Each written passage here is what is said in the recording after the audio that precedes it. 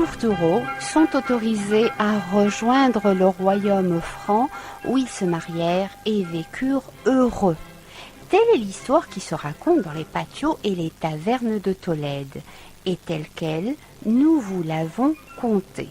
Bien sûr, les historiens, les vrais, auraient sans doute quelques rectifications à apporter, mais ceci est précisément une autre histoire.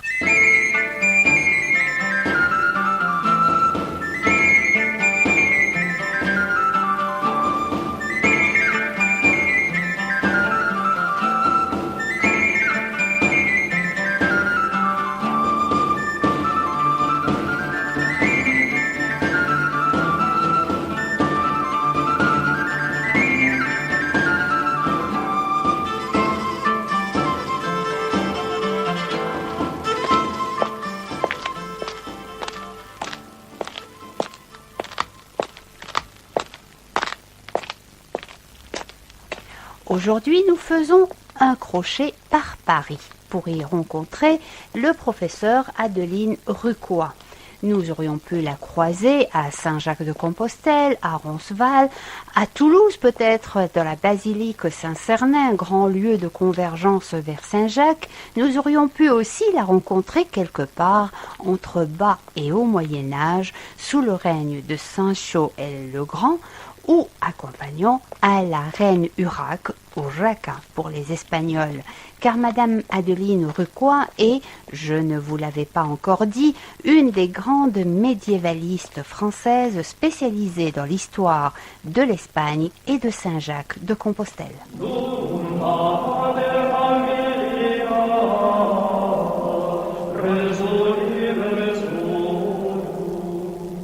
Notre idée première était d'aborder avec le professeur Rucois le rôle du chemin de Saint-Jacques dans l'émergence d'une certaine idée d'Europe. Dans notre ingénuité, nous nous étions gavés de récits et de précis historiques.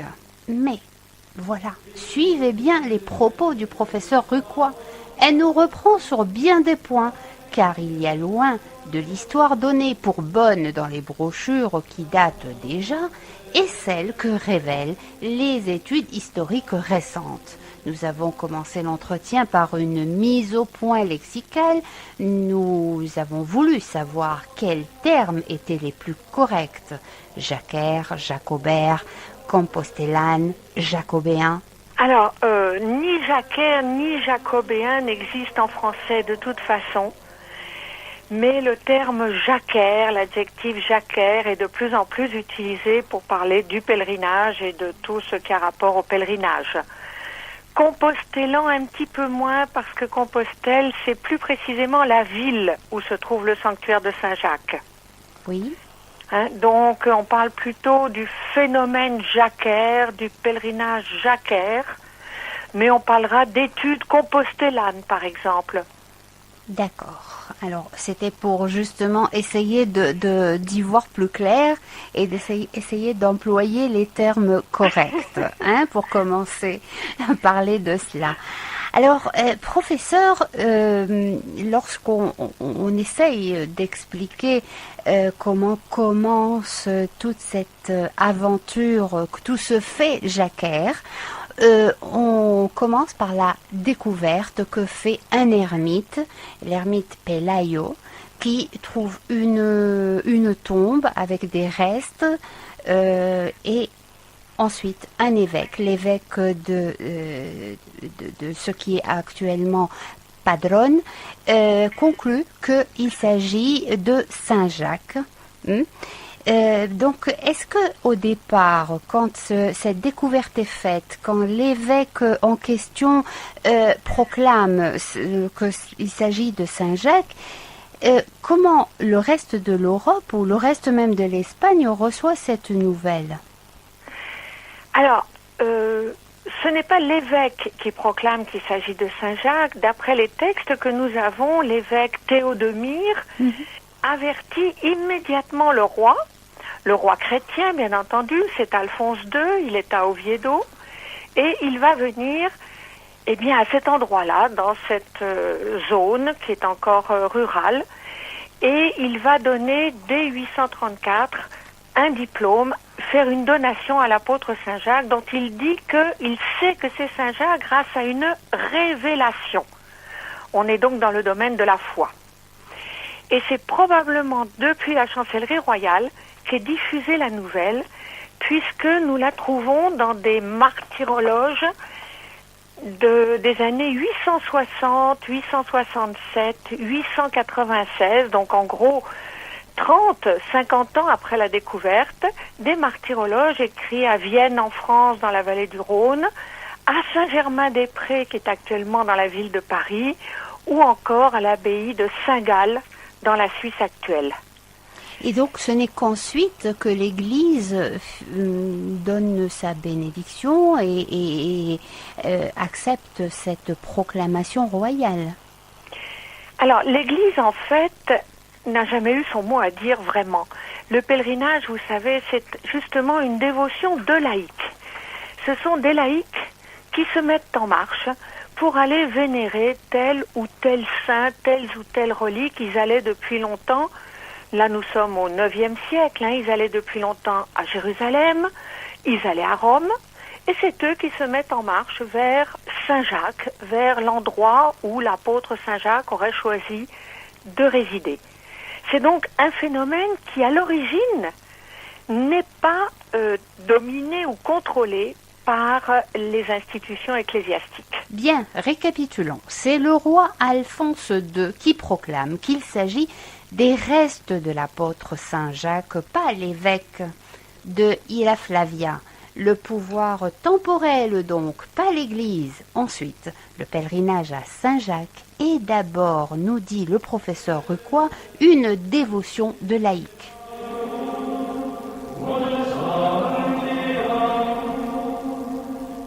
Une dévotion de laïcs donc que l'Église entérine peu à peu. Mais la célérité avec laquelle le pouvoir royal diffuse la nouvelle et le contexte dans lequel se trouvent les royaumes du nord de l'Espagne en raison de l'expansion musulmane n'amènent-ils pas à penser à un fort contenu politique? Oh, les deux sont intimement mêlés, mais il est certain, je pense que effectivement, il y a des raisons politiques pour que ce pèlerinage ait été diffusé si rapidement.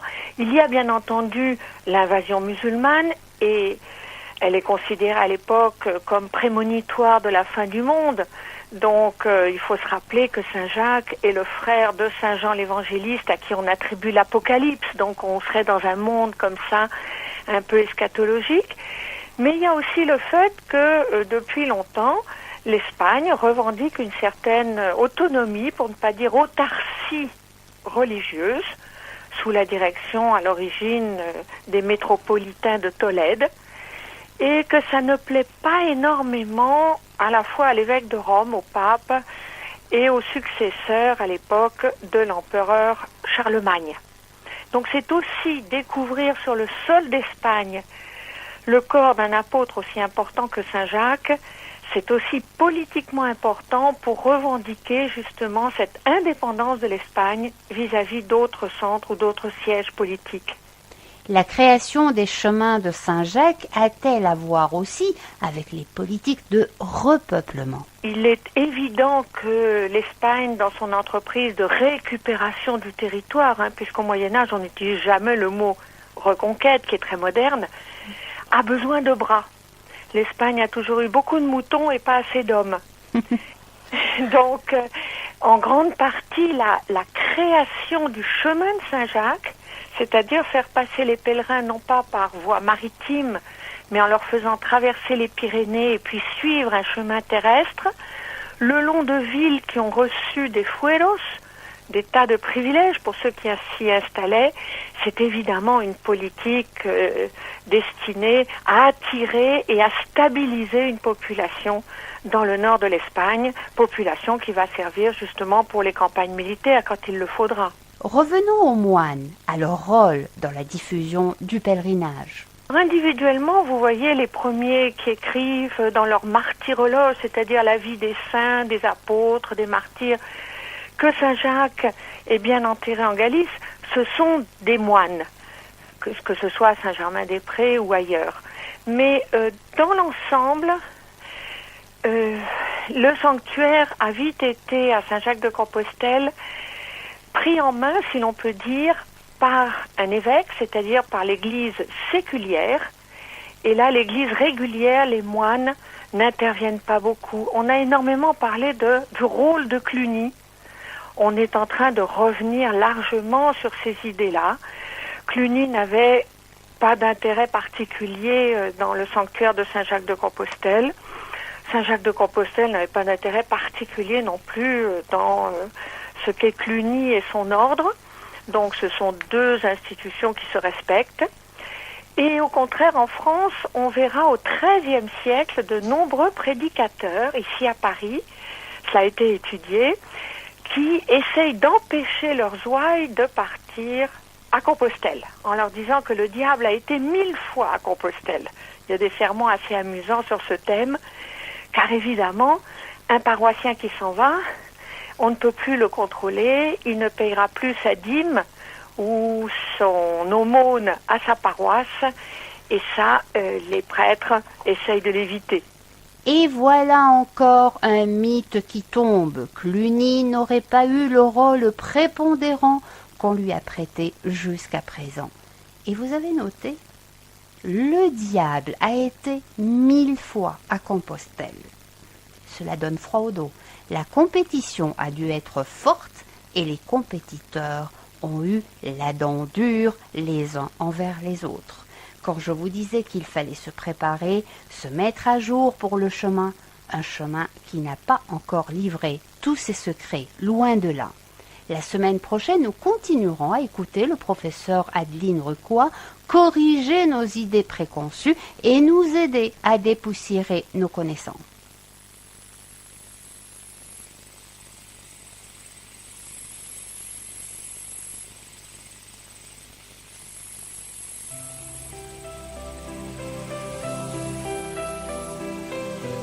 Et nous voilà à la fin de notre escapade. Nous vous en espérons satisfaits et nous vous en promettons d'autres très bientôt. Au revoir. Todo pasa y todo queda. Pero lo nuestro es pasar. Pasar haciendo caminos. Caminos sobre el mar. Nunca perseguí la gloria, ni dejar en la memoria de los hombres mi canción. Yo amo los mundos sutiles, ingrávidos y gentiles como pompas de jabón. Me gusta verlos pintarse de sol y grana, volar bajo el cielo azul, temblar súbitamente y quebrarse. Nunca perseguí la gloria. Caminante, son tus huellas el camino y nada más. Caminante, no hay camino. Se hace camino al andar. Al andar se hace camino y al volver la vista atrás se ve la senda que nunca se ha de volver a pisar. Caminante, no hay camino, sino estelas en la mar. Hace algún tiempo, en ese lugar donde los bosques se visten de espinos, se oyó la voz de un poeta gritar: caminante, no hay camino, se hace camino al andar. Golpe a golpe, verso a verso. Murió el poeta lejos del hogar. Le cubre el polvo de un país vecino. Al alejarse le vieron llorar. Caminante, no hay camino, se hace camino al andar. Golpe a golpe, verso a verso.